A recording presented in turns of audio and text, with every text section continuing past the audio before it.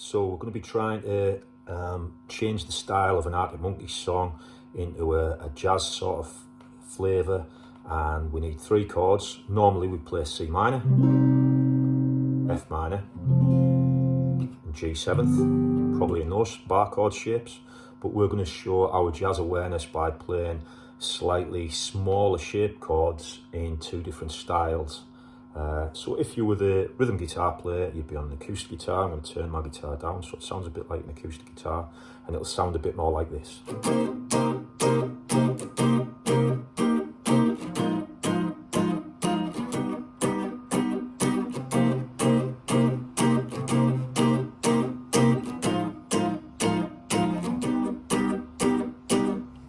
Basically what I've got there is a C minor 7th. We're only really interested in strumming the D string, G string and B string. That gives us just a 3-note chord in the style of Freddie Green from the Count Basie band. I'm going to keep my thumb on there just so I can hit the C occasionally and to stop the A string from ringing, but I'm also using it to mute the A string so we don't want that sound. I'm going to play 2 bars and they're all downstrokes, and I'm also pressing down my fingers with my left hand as I hit the chords, so you get a much more muted sort of attack on the string. The strings aren't ringing and sustaining. Okay, so that gives us a C minor 7th. There's the C root, there's the 7th of the chord, and there's the minor of the chord. And occasionally we hit the B string and we might get the 5th in. Okay. Freddie Green and the Count Basie band reckoned that the D and G strings are the most important one in rhythm guitar. They're the ones more likely to sound through the mix. So he tended to try and play the shell of the chord, i.e. the most important jazz notes on those 2 strings, which is why we've got a 7th there and the minor there. They're the 2 notes that we need that define that type of chord.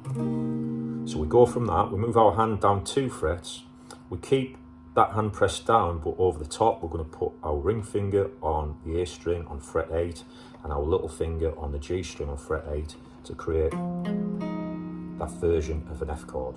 And again, if you accidentally hit your B string, you're going to get a concordant note at the top there as well, an F note. And again, our 2 middle notes, our D string and our G string, are playing like the minor and the 7th. So again, we're accenting those jazz notes and playing this kind of shell chord is the word for it. We're going to play 4 strokes, downward strokes on that one. Then we're going to move back up 2 frets to where we started, but this time we're going to put our middle finger on the D string on fret 9 and lift off our little finger, and that creates a version of a G 7th, but in this case it's an augmented chord because that note on the G string is an augmented G. It's like a sharpened D note. And again we're playing a 3rd of the G, the B note there, and the augmented note on the D and G string, and that gives us those key kind of jazz notes on those strings. And again, one more time, I'll turn it up a little bit.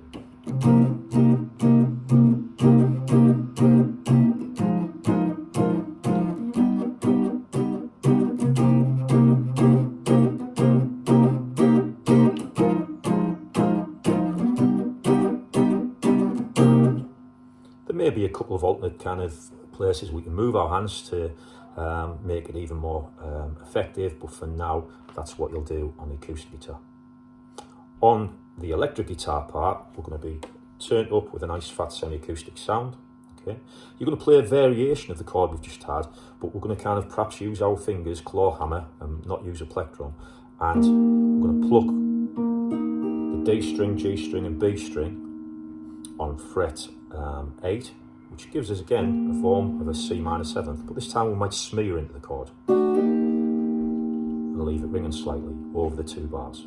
1, 2, 3, 4, 5, 6, 7. And we're doing the smear before beat 1, so we'll go a 1, 2, 3, 4, 1, and we smear on the A to make that a syncopated. That little hint of dissonance is an ingredient of jazz, remember. Okay. Then we're going to go to, again, the chord that we've just played, but we're only really interested in the D string, G string and B string of it. It's that chord, it's essentially a bar there with our little finger there, and that gives us our F minor 7th. okay? But this time, we're not going to go to the shape that we had for the G. We're going to kind of move up. So we've got the bar shape. If you look on fret 9, that finger's going to be on fret 11 on the G string, and there's a little kind of cool accent where we go. Basically, I'm putting that finger off to sharpen the 9th. It's a bit like the Jimi Hendrix kind of chord. Sharpen the 9th, and then lift my finger off, and I'm playing the flattened version of the 9th with my bar chord beneath. And it's like, and it's two sort of wrong chords in a way. There's our G 9th, okay? But we play a sharpened version of it, which is slightly dissonant, and then we play the flattened version of it, which is also slightly dissonant, but within a jazz context sounds good. Here it is with the timing. 1, 2, 3, 4, 2, 3, 4, 1, 2, 3, 4, 2, 3, 4, 1. Notice the little G riff. We're waiting for beat 1. We go 1, and it creates this nice kind of cool syncopation. It's also a little kind of riff that the drums might end up accenting with us. Okay, one more time. 1, 2, 3, 4, 2, 3, 4, 1, 2, 3, 4, 1, 2, 3, 4, 1. Okay. If you're playing this scratch, you might be able to even put a little bit of tremolo in. Got a Bigsby arm at the bottom, but nothing too silly.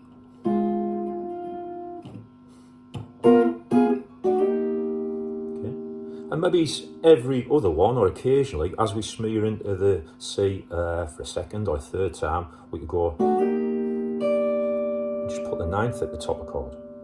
Okay?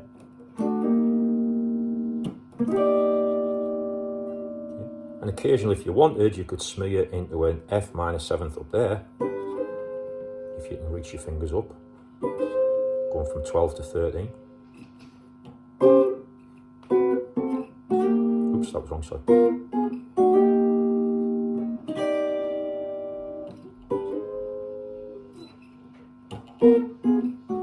And as well as playing the chords, of course, occasionally you might put a little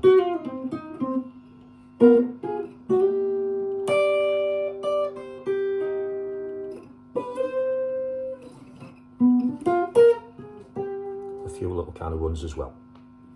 Give that a try, see if you can work it out before the lesson.